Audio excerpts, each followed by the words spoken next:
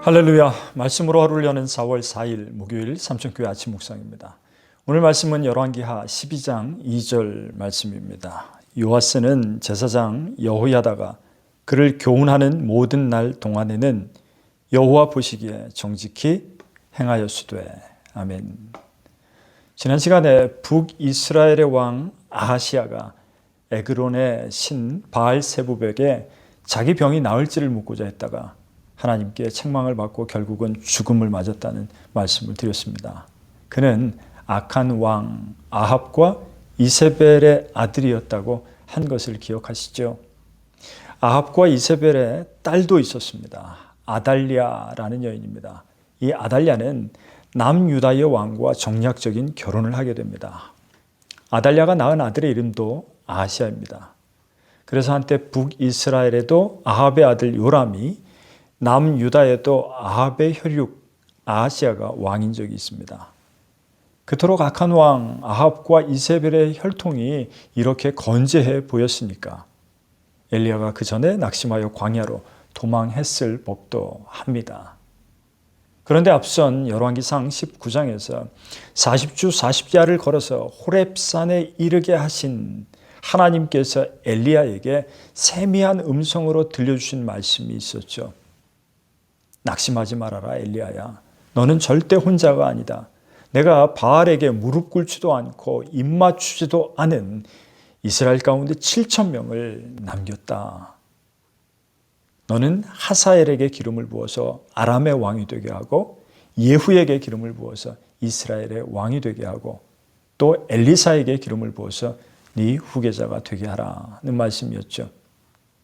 그 말씀, 이것은 엘리사 때에 이르러서 실현이 됩니다. 예언대로 예후에게 기름을 붓고 그리고 북이스라엘에서 반란을 일으켜 부상으로 병상에 있던 북이스라엘의 왕 요람과 그리고 그 삼촌인 요람을 병문안 왔던 남유다의 왕 아하시아가 동시에 예후에게 죽임을 당하게 됩니다. 예후는 원래 성정이 잔인한 인물입니다.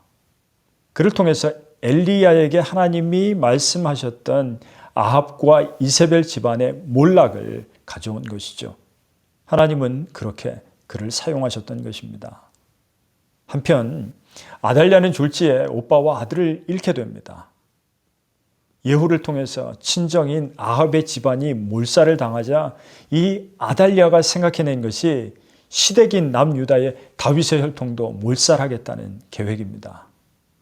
그래서 자신이 여왕이 돼서 왕족들을 다 죽이기 시작합니다.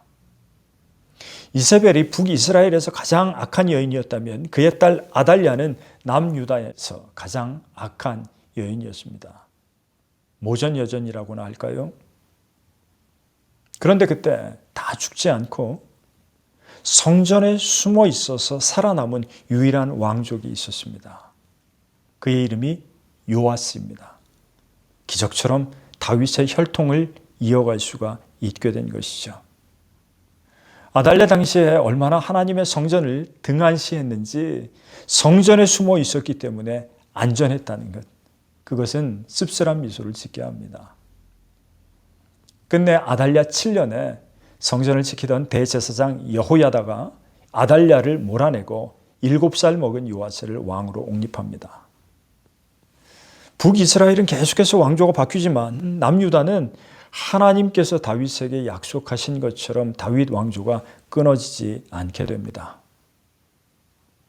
요아스는 대제사장 여호야다의 후견으로 성전 재정을 투명하게 하고 또 성전을 수리하는 일을 합니다. 또 제사장들의 생계를 도왔습니다. 그러나 요아스도 완전한 인물은 되지 못했습니다. 그래서 오늘 말씀이 제사장 여호야다가 그를 교훈하는 모든 날 동안에는 여호와 보시기에 정직히 행하였다 말하죠. 조건이 붙어 있는 것입니다.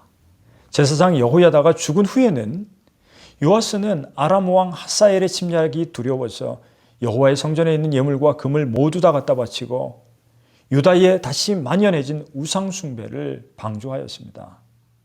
결국 그의 말년이 좋지 않았습니다. 실라로 내려가는 길가에 있는 밀로 궁전에서 반역자들에 의해 죽임을 당하고 말았습니다.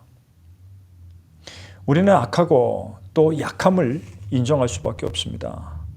그래서 선하고 강하신 하나님의 도움 없이는 하루도 온전히 살 수가 없습니다. 요아스의 잘못은 하나님이 아닌 자신과 사람을 의지하려고 했을 때 시작되었습니다. 하나님을 의지하지 않게 되면 교만해집니다. 그리고 그 교만함의 끝은 비참함입니다. 솔로몬 이후에 여로보암, 르호보암 나뉘게 되는 북이스라엘과 남유다의 분열기는 참 복잡합니다. 그래서 열왕기와 역대기를 읽다 보면 머리가 또 복잡해집니다. 그 역사를 다 알 수도 없고 또 다 기억하실 수도 없겠지만 변함이 없는 것은 그 역사 가운데 하나님이 행하시는 뜻이 분명히 있다는 것입니다. 그래서 하나님을 더욱 의지하라.